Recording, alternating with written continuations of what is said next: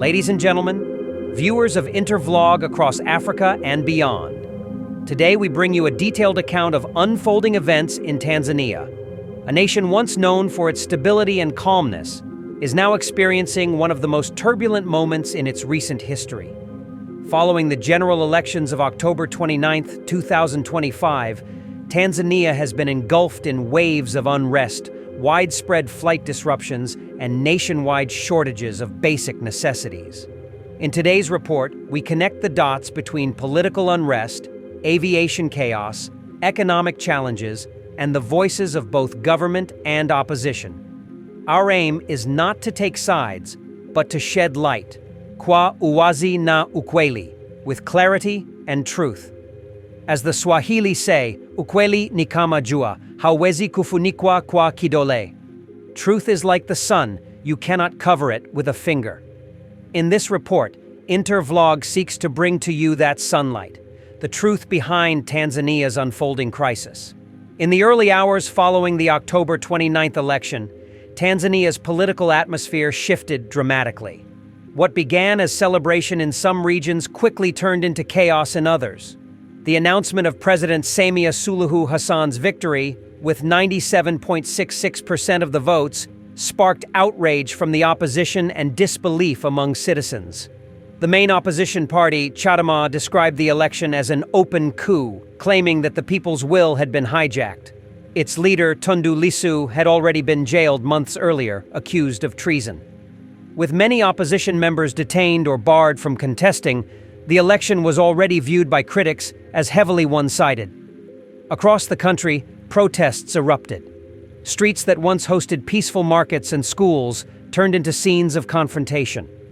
The United Nations confirmed at least 10 fatalities, while Chadema claimed over 700 lives lost since the campaign period began.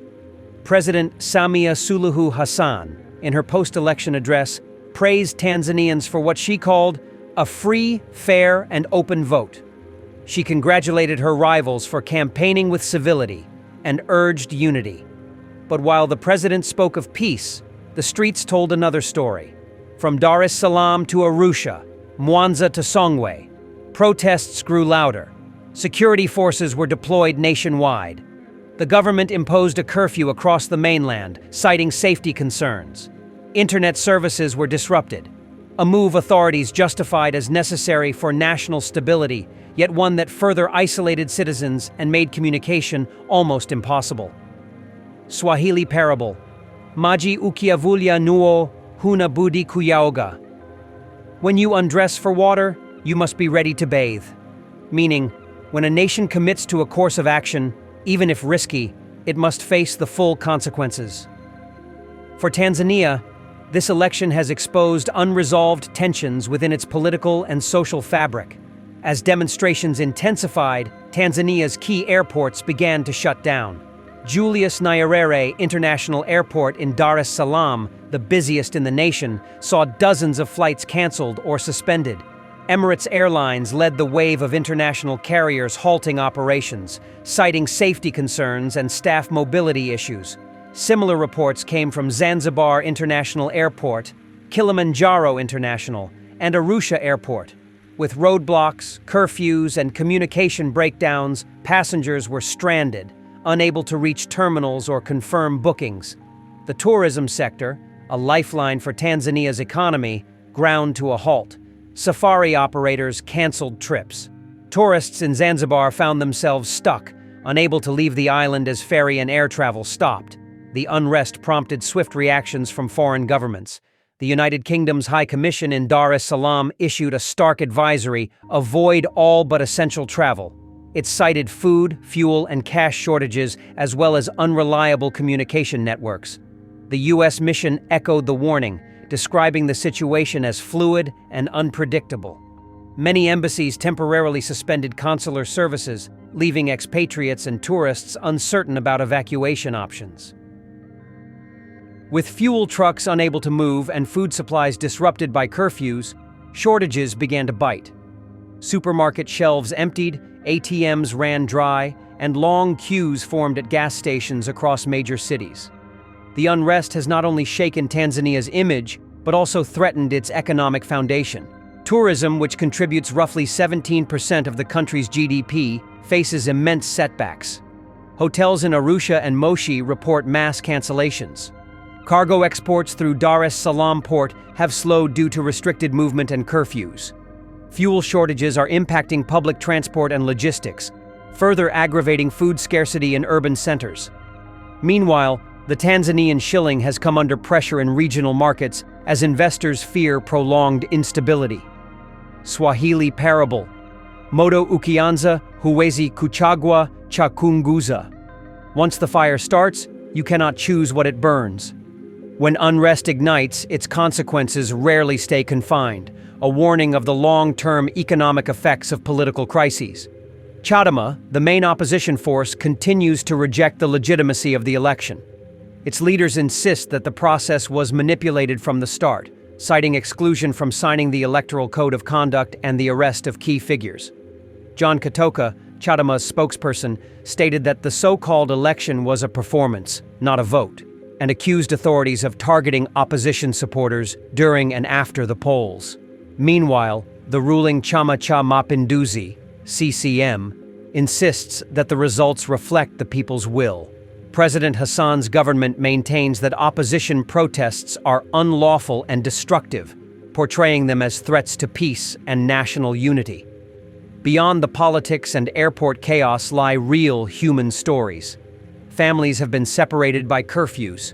Patients requiring medical travel abroad are stranded. Local markets are silent, schools closed, and hospitals running low on essential supplies.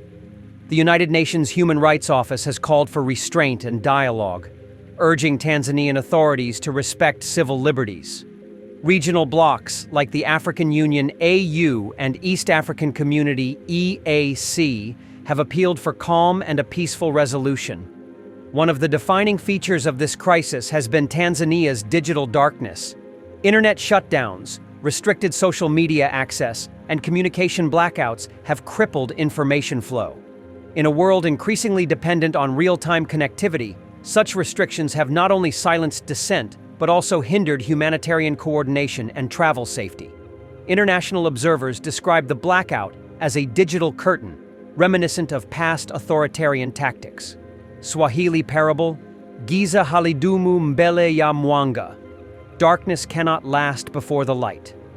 The proverb carries hope that even amid censorship and uncertainty, truth and transparency will eventually prevail. Tanzania's crisis sends ripples beyond its borders. Neighboring countries such as Kenya, Uganda, and Rwanda are closely monitoring the situation, fearing a spillover of refugees or trade disruptions. Tanzania's airports serve as major transit hubs for East African travelers. With their closure, regional business and tourism have taken a hit. Cross-border transport through the Namanga and Rusumo posts has slowed significantly, affecting food supply chains. Diplomatically, the crisis raises questions about electoral integrity across the region, especially in countries preparing for elections in the coming year. As of today, Tanzania stands at a crossroads. The path of risks undoing decades of peace-building, while dialogue offers a chance for healing. The government insists it is open to reconciliation, but demands that protests stop first. The opposition demands accountability before any talks. The international community continues to mediate quietly, hoping that sanity will prevail before more lives are lost. Swahili parable: Penye nia pana njia.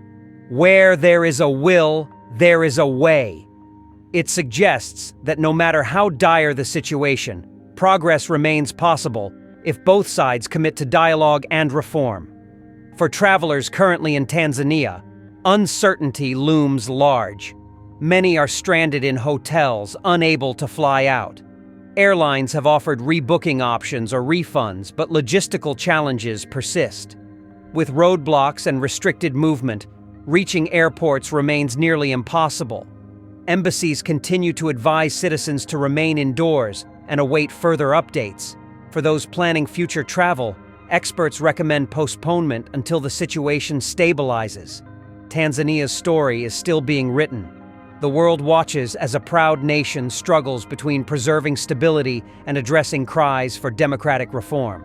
economists warn that recovery will take time, especially in tourism and trade sectors. Civil society groups call for justice and transparency, while religious leaders urge forgiveness and national unity. In this unfolding chapter, one truth stands clear. Democracy is not only about elections, it's about trust. And once that trust is broken, rebuilding it becomes a generational task. At Intervlog, we believe journalism is not about judgment, but illumination. Tanzania's crisis reminds Africa that democracy demands constant care, like a garden that must be watered daily. Today's unrest echoes a broader truth across the continent, that peace without fairness is fragile, and progress without dialogue is short-lived. Swahili parable, Kila ndege huruka kwa mbawa zake.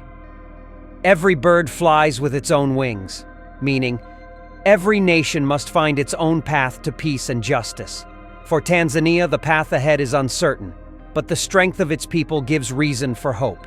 Intervlog will continue to follow this story, Kwa macho ya ukweli, with the eyes of truth, bringing you updates, context, and voices from the ground. May peace return to Tanzania. May its airports reopen, its streets calm, and its people find common ground again. This is Intervlog, reporting on the unfolding situation in Tanzania, where politics, peace, and people intersect. This is the end of our program today. See you on Intervlog same time tomorrow. Thanks for watching. Please like and subscribe to my channel and press the bell icon to get new video updates. Thank you for watching Intervlog. Thank you.